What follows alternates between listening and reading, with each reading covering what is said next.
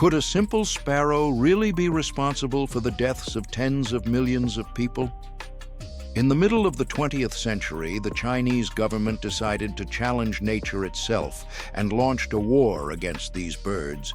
But this imaginary victory turned into a real nightmare and widespread famine. How the extermination of harmless birds triggered a locust plague, and why nature never forgives mistakes like that.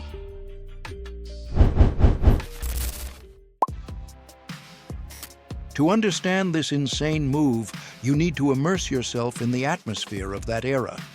China in the late 50s was a country desperately trying to catch up with and surpass Western powers. Mao Zedong lived with the dream of turning an agrarian state into an industrial giant in literally just a couple of years. This course was given the loud name, the Great Leap Forward, and it demanded radical actions in absolutely every sphere of life. The train of thought among the party bosses was ironclad and simple, like a sledgehammer blow. The state needs a huge amount of grain to feed factory workers and sell the surplus abroad to buy machinery. But who is standing in the way of this prosperity? Pests.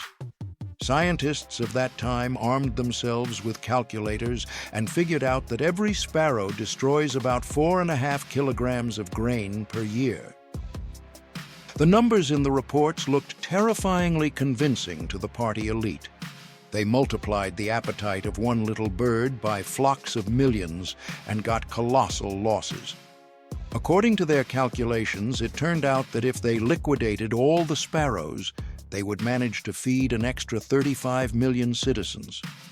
Nobody at that moment thought about the fact that nature is not a math problem where you can just easily cross out one variable. That is exactly how the famous campaign against the four pests was born. The blacklist of enemies of the people included rats, mosquitoes, flies, and, actually, sparrows. However, while fighting the first three was hard and gross, sparrows turned out to be the most noticeable and accessible target. They were everywhere, they were defenseless, and they became the scapegoats for all economic failures. On May 18, 1958, Mao Zedong officially kick-started this insane persecution. The slogan sounded simple and cruel. Long live the Great Leap, down with the four pests. The entire power of state propaganda crashed down on the tiny feathered creatures. Posters with dead birds hung at every intersection, and newspapers were full of calls for a total cleanup. Absolutely all layers of society joined this battle. School kids, college students, factory workers, and farmers dropped their current tasks. Classes in schools were canceled so kids could climb onto roofs and wreck nests. This was presented as fun entertainment and a sacred patriotic duty. If you killed a sparrow, you were a hero helping to feed the motherland. If you pitied a bird, you were practically a traitor. The methods of extermination were striking in their inventiveness and cruelty. The most effective method turned out to be noise. The gist is that a sparrow isn't capable of staying in the air longer than 15 minutes. It needs a breather. Knowing this trait, the Chinese developed a truly diabolical plan. At an agreed hour, millions of citizens began creating an unbearable racket. People banged on drums, beat basins, pots, and buckets with sticks. They yelled, whistled, and waved rags on long poles. All of China turned into one solid sound trap.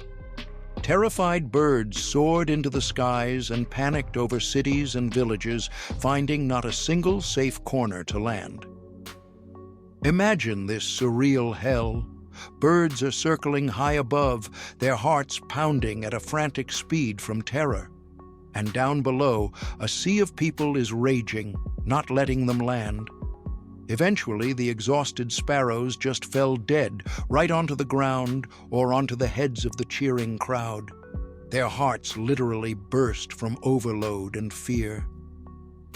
However, things weren't limited to just noise. Slingshots, traps, and poisoned bait were put into action. Special squads of shooters were formed to patrol parks and squares. It was considered particularly chic to string as many little bodies as possible on a twine and proudly carry this trophy through the whole village. The spirit of rivalry was fueled by awards and certificates of merit from the party. An amazing story has survived about the Polish embassy in Beijing. The diplomats flatly refused to let sparrow hunters onto their territory. Hundreds of birds figured out that this was an island of safety and hid behind the fence of the diplomatic mission. But the Chinese found a solution. They surrounded the building with a tight ring and beat drums for 2 days without stopping. The diplomats had to work to this hellish accompaniment. But the creepiest part started later. When the noise finally died down, the Poles had to shovel dead birds off the embassy territory. Not a single bird survived this psychological attack. This case clearly demonstrated the fanaticism with which the Order of the Great Helmsman was executed. The statistics of this slaughter still cause shock. Just in the first 3 days of the campaign in Beijing and Shanghai, almost 1 million birds were exterminated. By November of the same year, the count across the whole country was already in the billions. The skies over China emptied in the literal sense of the word. The silence that descended on the gardens and fields was ominous, but back then it seemed like the sound of triumph. People built giant mountains out of dead sparrows to demonstrate their achievements to party inspectors. Photos from those years captured trucks packed to the brim with feathered little bodies. Children posed with garlands of killed chicks. It seemed nature was conquered, and now nothing would prevent gathering a record harvest, which Mao dreamed about. However, in this euphoria, nobody wanted to listen to the timid voices of real ornithologists. The only scientist who dared to publicly state that sparrows bring more benefit than harm was immediately subjected to harsh criticism and exiled for re-education in a village. Science was trampled by ideology. Believing that birds are necessary for the ecosystem was politically short-sighted. So what was the fatal mistake? Yes, adult sparrows really do peck grain, but the party bean counters missed one little detail. Sparrows feed their chicks exclusively with protein food, and protein means caterpillars, beetles, and larvae of pests. By destroying the birds, the Chinese single-handedly destroyed the natural barrier, holding back an army of insects. The first year after the start of the campaign actually demonstrated pretty good results. The harvest gathered was rich, and party newspapers trumpeted about the great victory of man over nature. It seemed that Mao was right, and the old laws of ecology no longer worked in communist China. But this was just the calm before the storm. Nature knows how to wait, and its revenge is always cruel. Already by the spring of the next year, strange things began to happen. Farmers noticed that there were suspiciously many insects in the fields. Caterpillars and beetles, which sparrows used to eat, now felt like total masters of the situation. They multiplied in geometric progression because their natural enemies were rotting in huge piles or had been eaten. But the real harbinger of the apocalypse was the migratory locust. In normal conditions, the locust population is controlled by birds that eat the larvae and adult individuals. Without sparrows, the locusts got a blank check for reproduction, and they used this chance 100%, creating an army that had no equal. Clouds of locusts blocked out the sun. Eyewitnesses recalled that the hum from their wings resembled the sound of an approaching bomber. These hordes descended on fields and in a matter of hours turned blooming lands into a bare, lifeless desert. They devoured everything: grain, leaves, grass, and even tree bark. The farmers had no weapon against this scourge. There weren't enough chemicals, and they helped little against such a horde anyway. People tried stomping insects with their feet, burning them with fire, catching them with nets. but it was all the same as trying to bail out the ocean with a teaspoon. The locusts were everywhere. They crawled into houses, into food, into beds. It looked like a biblical plague. And that is right when the Chinese leadership began to realize the scale of the mistake committed. Grain silos were emptying before their eyes. What the locusts didn't devour rotted or disappeared due to incompetent management and fake reports on the ground. Famine began, but not just a food shortage, but a total dying out of entire regions. The situation was aggravated by the fact that local officials, fearing Beijing's anger, continued to report unprecedented harvests. The state, based on these lying numbers, took the last grain from farmers for export and the needs of cities. Villages were left one-on-one with empty fields and teeming insects. The trap slammed shut. The famine that followed this is called the Great Chinese Famine. From 1959 to 1961, the country plunged into darkness. People ate grass, tree roots, and even dirt to somehow dull the feeling of hunger. They boiled leather belts and shoes, but it didn't save them. Death became commonplace. People died right on the roads, trying to reach a city in search of food. But cities were closed, and the movement of farmers was strictly limited. In some provinces, entire families and villages died out. There was nobody to bury the corpses, and they just lay along the roadsides, becoming food for feral dogs and those same rats. Chilling rumors about cannibalism appeared.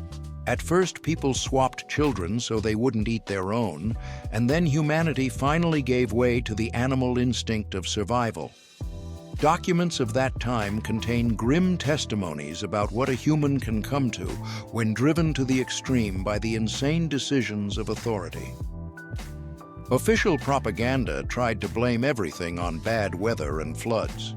Of course, natural disasters also took place, but they only worsened the man-made catastrophe. The main reason was the broken balance. Nature cruelly punished people for arrogance and the attempt to rewrite its laws to fit party directives. Only a year after the start of the plague did it dawn on the top brass that the campaign against sparrows was a fatal error. Mao Zedong, who was finally briefed on the real state of affairs and the direct link between the lack of birds and the locust invasion, was forced to cancel his decree. But it was already too late. Millions of people were dead, and the ecosystem was destroyed. A new strategy was developed in urgent order. Now, sparrows were excluded from the list of pests, and their place was taken by bedbugs. But how do you bring birds back if you killed them all? China ended up in an absurd situation. The country that just yesterday was destroying sparrows was now forced to buy them from abroad. A secret operation to import birds was organized. Live sparrows were brought in by the trainload from the Soviet Union and Canada. Imagine this plot twist. Soviet sparrows were traveling to save Chinese fields from Chinese stupidity. The birds were released in parks and forests, creating ideal conditions for them to breed. This time, hunting sparrows was strictly forbidden. Now, for killing a bird, you could be punished just as severely as you were rewarded before. The population recovered slowly. Years passed before the ecological balance came to a relative norm. But the scars from this tragedy remained in the people's memory forever. According to various estimates, the victims of the Great Famine, triggered in part by the destruction of sparrows, numbered from 15 to 45 million people. That is more than died in many major wars. And all this because of one ill-conceived decision, because of a desire for simple answers to complex questions. The story with the sparrows became a textbook example of the so-called Cobra effect. This is when measures taken to solve a problem only make it worse. The government wanted to save grain, but in the end lost both the grain and the people. This is a lesson that nature is a highly complex mechanism where every part has its meaning and its function. It is curious that even after such a failure, Mao Zedong kept his power. The system found ways to justify the leader, shifting the blame to executors on the ground and natural disasters. History textbooks avoided this topic for a long time, calling this period simply 3 years of natural disasters. But the people's memory preserved the details. Old folks in Chinese villages still recall with horror that ringing of pots and birds falling from the sky. For them, this isn't just a historical fact, but a personal tragedy. A tragedy about how human pride and ignorance can turn a blooming land into a graveyard. Today in China, sparrows are treated with respect. They are fed, they are protected. This lesson was learned at too high a price to forget it. Modern ecologists often cite this case as proof that any interference in the biosphere must be weighed 100 times and scientifically grounded. We often hear calls to destroy this or that animal because it bothers us or seems useless, but nature has no spare parts. Even the most annoying mosquito or plain-looking sparrow is a brick in the foundation of life. If you pull out too many bricks, the whole building will collapse right on our heads. If this story shocked you and made you think, be sure to subscribe to our channel right now. Hit the bell so you don't miss new videos about the most incredible and shocking events of the past. Write in the comments if you knew about this war and if you think a human has the right to interfere in nature's business. Your opinion is very important to us.